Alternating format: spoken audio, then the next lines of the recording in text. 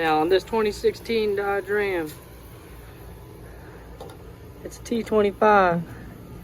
Never ever use a power tool on some small bolts like this.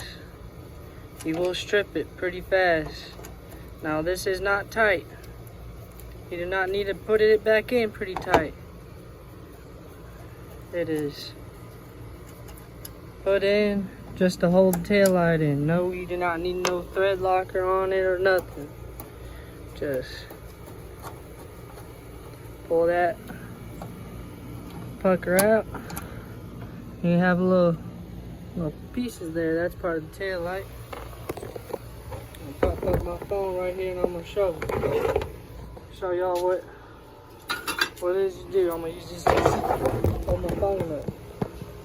Now all it is, you take one hand here, other hand on the back side, and you want to come straight forward with it. Just like that. You don't break no clips.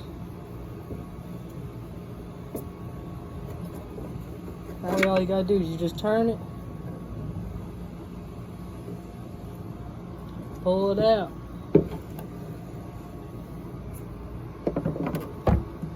Easy as that.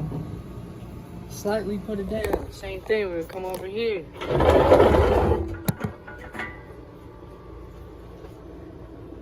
I already loosened this side up. Now, all you gotta do, pull these two T25s out. Now you wanna be careful, you might drop it and put it down in the bed and you're gonna be fishing it out. Same thing, put your finger right here, put your other hand right there and pull, come down. You should not have to pull hard. A very slight pull. Come here, you just turn, pop it out.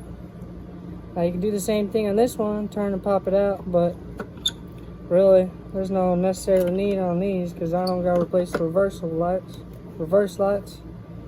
And then from there you just hold it down,